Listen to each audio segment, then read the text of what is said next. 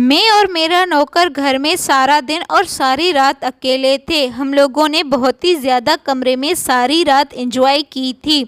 میں بہت زیادہ خوبصورت تھی۔ میری عمر 25 سال ہے۔ میں گھر میں اکیلی رہتی تھی اور میرے ساتھ میرا نوکر ثاقب بھی رہتا ہے۔ اس کی عمر 40 سال تھی، لیکن میں اس کی اور کھنچتی چلی جا رہی تھی۔ اس کا طاقتور جسم دیکھ کر میں مدہوش ہو جاتی تھی۔ ایسا نہیں تھا، میں اس کو اپنی طرف متوجہ کرنے کی کوشش نہیں کی تھی۔ میں اس کے آگے پیچھے چھوٹے کپڑے پہن کر گھومتی تھی، پر وہ مجھے دیکھتا تک نہیں تھا۔ لیکن ایک دن رات کو وہ اچانک میرے کمرے میں آیا۔ تبھی میں گہری نیند میں سو رہی تھی۔ وہ مجھے آہستہ آہستہ پیار کرنے لگا تھا۔ پھر میں جیسے ہی آنکھیں کھولی تو وہ مجھے آج صبح جب میری آنکھ کھلی تو میں کمرے سے باہر دیکھی، میرا 40 سالہ نوکر ثاقب باورچی خانے میں ناشتہ بنا رہا تھا۔ میں اسے دیکھتے ہی بے چین ہو جاتی تھی، اور وہ ایک معمولی سا مرد تھا جو بہت ہوشیاری سے اپنا کام کرتا تھا اور کام ختم ہوتے ہی اپنے کوارٹر میں چلا جاتا تھا، مگر میرا دل اس مرد کی طرف کھینچتا جا رہا تھا۔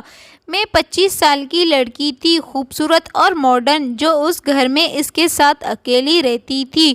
میں ماڈرن اور کھلے کپڑے پہنتی تھی۔ اگر اس مرد کی جگہ کوئی اور ہوتا، اب تک وہ اپنا دل ہار چکا ہوتا، لیکن میرا نوکر ثاقب میری طرف بالکل نہیں دیکھتا تھا، اور یہی بات مجھے بے چین کرتی تھی۔ اس وقت بھی میں کھلے لباس میں تھی۔ میں نے کپڑے بدلنے کی کوشش نہیں کی اور اسی کپڑے میں کچن میں پہنچ گئی۔ میں جتنا بھی اسے اپنی طرف متوجہ کرنے کی کوشش کرتی، وہ مجھ پر توجہ نہیں دیتا۔ اتنے بڑے گھر میں میرے اور اس کے علاوہ کوئی نہیں تھا۔ میری ماں کا کچھ سال پہلے انتقال ہو گئی تھی اور بابا کچھ ہی وقت پہلے امریکہ جا چکے تھے۔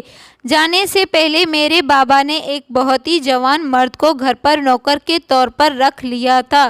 میں سارا دن اس نوکر کے ساتھ گھر پر اکیلی رہتی تھی۔ کچھ وقت گزرنے کے بعد میں اس نوکر ثاقب کو اپنے ارد گرد رہنے کی وجہ سے اس کی طرف متوجہ ہو گئی تھی۔ مجھ جیسی حسین اور کم عمر لڑکی کو اکیلا پا کر وہ مجھ پر اور بھی زیادہ توجہ نہیں دیتا تھا۔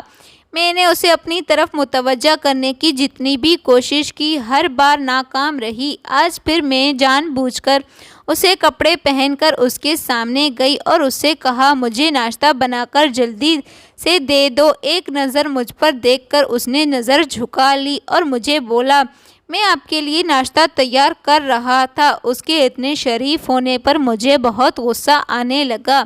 پھر اچانک مجھے خیال آیا، میں ہر بار جب وہ کسی نہ کسی کام میں بزی ہوتا ہے تو وہ مجھے نظر انداز کر کے اپنے کام میں واپس لگ جاتا ہے۔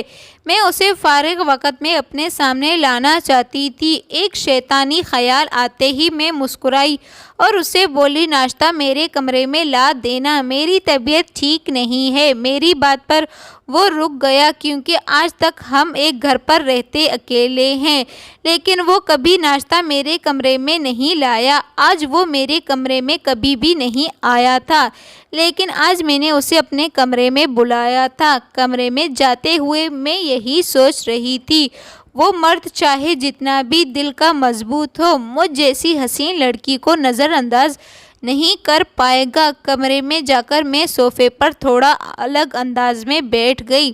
کچھ دیر بعد اس نے دروازے پر دستک دی۔ میں نے اسے اندر آنے کو کہا۔ وہ جھجک کر کمرے میں داخل ہوا اور ناشتہ میرے سامنے رکھ کر جانے لگا، لیکن میں نے اسے روک لیا اور اسے باتیں کرنے لگی۔ میں جان بوجھ کر اس سے باتیں کر رہی تھی تاکہ اس کا توجہ میری طرف ہو۔ میں نے جان بوجھ کر اس سے پوچھا، تمہیں کام کرنے میں کوئی پریشانی تو نہیں ہوتی؟ اگر تم اکیلے میں کام کر کے تھک جاتے ہو تو میں کسی اور نوکر کا انتظام کر سکتی ہوں۔ میں نے جان بوجھ کر اسے بات کرنے کے لیے روکا تھا تاکہ وہ مجھ پر توجہ دے۔ وہ ہاتھ باندھے سر جھکا کر میرے سامنے کھڑا ہو گیا اور بولا، اتنا کام نہیں ہوتا، ہم گھر میں کسی بھی دوسرے نوکر کو نہیں رکھ سکتے۔ آپ کے بابا نے جانے سے پہلے بہت زیادہ سختی سے منع کیا تھا۔ اس کی بات پر حیران ہو کر میں نے انہیں پوچھا، ایک بات مجھے اب تک حیران کرتی ہے کیا تم میری الجھن دور کر سکتے ہو؟ وہ میرے سوال پر سوالیہ نظروں سے مجھے دیکھنے لگا۔ میں نے کہا، میرے بابا نے ہمیشہ آزادی کی زندگی دی ہے، مگر اتنی آزادی تو میں سوچ بھی نہیں سکتی تھی۔ میرے بابا نے مجھ جیسی جوان اور کم عمر کی لڑکی کو اکیلا اس گھر میں تمہارے ساتھ چھوڑ کر چلے گئے ہیں۔ انہیں کسی نوکر پر کبھی بھروسہ نہیں تھا، تو پھر تم میں ایسی بات کیا ہے؟ وہ تم پر بھروسہ کر گئے۔ میرے سوال پر کچھ دیر خاموش رہا، پھر غم والے لہجے میں بولا، یہ آپ اپنے بابا سے بتا سکتے ہیں۔ میرا کام ہے آپ کی حفاظت کرنا اور آپ کے گھر کی دیکھ بھال کرنا، اور میں وہی کر رہا ہوں۔ اگر آپ کو مجھ سے کوئی شکایت ہے تو آپ مجھے بتا سکتی ہیں۔ یہ کہہ کر وہ جانے کی کرنے لگا۔ اچانک میں نے کہا، مجھے تم سے بہت ساری شکایتیں ہیں۔ میری بات پر وہ تھوڑا پریشان ہو گیا۔ ہر وقت اس کی عمر کا لحاظ کیے بنا اس پر حاوی رہتی تھی، اسی لیے وہ میری بات پر پریشان ہو گیا۔ اسے لگا میں اس کے کام سے خوش نہیں ہوں، جبکہ میں کچھ اور سوچ رہی تھی۔ وہ پریشانی سے بولا، کیا شکایت ہے؟ میں تو پوری بات اسے نہیں بتا سکتی تھی کہ کیا کمی محسوس ہوتی ہے۔ میں نے کہا، مجھے رات کو اس کمرے میں، اس گھر میں اکیلے ڈر لگتا ہے۔ میں چاہتی ہوں کہ اپنے ساتھ کوئی نوکر رکھ لوں۔ میں اکیلے اب گھر کے اندر رہ سکتی ہوں اور تم گھر کے کام کر کے کوارٹر میں چلے جاتے ہو۔ میری بات پر وہ سوچ میں پڑ گیا۔ میں جان بوجھ کر اسے زیادہ وقت کمرے میں روکنا چاہتی تھی۔ مجھے یقین تھا وہ زیادہ دیر مجھ سے نظریں نہیں چرا پائے گا۔ کھانا میرے سامنے ویسے ہی رکھا ہوا تھا۔ میری نظر اس نوکر پر تھی۔ مجھے 2 منٹ ہی ہوئے تھے کہ میری نظر اس کے چہرے سے نیچے آ گئی۔ مجھے ایک جھٹکا سا لگا۔ میں اسے دیکھنے لگی اور بولا، آپ اپنی یہ بات اپنے بابا سے کہہ دیجیے گا۔ ایسا کرو۔ وہ تیزی سے کمرے سے باہر نکل گیا۔ جب میں اپنی جگہ پر بیٹھی رہی، جو بندہ نظر آتا ہے وہی نہیں ہوتا، میں سوچ میں ڈوب گئی۔ یہ سب بھول گئی تھی کہ میرے دماغ میں وہ منظر نہیں آ رہا تھا۔ میں شرمندگی سے چپ ہو گئی تھی۔ میں چپ چاپ اس پر نظر رکھنا شروع کر دی۔ اگلے روز بھی اسی طرح میں نے اس کے کمرے میں بلانے کی کوشش کی۔ وہ صاف صاف منع کر دیا اور بولا کہ مجھے بازار سے سامان لانا ہے، اسی لیے آپ یہیں پر ناشتہ کر لیجیے۔ اس کے جواب نے مجھے حیران کر دیا تھا، لیکن اب جانے کیوں اس پر حکم نہیں چلا سکتی تھی۔ تبھی ایک رات میری آنکھ کھلی اور اس نوکر ثاقب کا خیال آتے ہی میں بستر سے اٹھی اور کمرے سے باہر نکلی۔ میں اس کے کوارٹر میں جا کر دیکھنا چاہتی تھی وہ کیسی زندگی بسر کر رہا ہے۔ میں جاننا چاہتی تھی وہ کوارٹر میں اکیلا رہتا ہے۔ میں اس کی صحت کا راز جاننا چاہتی تھی۔ اب یہی میں کوارٹر کی طرف جا رہی تھی کہ دیکھا وہ اپنے کوارٹر سے نکل کر بہت ہوشیاری سے دروازہ بند کر رہا تھا۔ رات گہری ہو چکی تھی۔ اس وقت اسے اپنے کمرے میں آرام کرنا چاہیے تھا، مگر وہ اپنے کمرے سے نکل کر جانے کہاں جا رہا تھا۔ میں چھپ کر اسے دیکھنے لگی۔ وہ قدم بڑھاتا ہوا گھر کے اندر داخل ہوا۔ میں چونک گئی۔ وہ دبے قدموں میرے کمرے کی طرف جا رہا تھا۔ پھر اس نے آہستہ سے کمرے کا دروازہ کھولا اور میرے کمرے میں داخل ہو گیا۔ میری روح کانپ اٹھی۔ اب وہ یقیناً جان جائے گا کہ میں کمرے میں نہیں ہوں۔ میں گھبرائی ہوئی تیزی سے کچن کی طرف بڑھتی ہوئی لائٹ جلا کر پانی کا جگ بھرنے لگی۔ میری امید کے مطابق تھوڑی دیر بعد وہ پریشانی سا مجھے تلاش کرتے ہوئے کچن میں پہنچ گیا اور مجھے دیکھ کر سکون کی سانس بھرتے ہوئے بولا، آپ یہاں کیا کر رہی ہو؟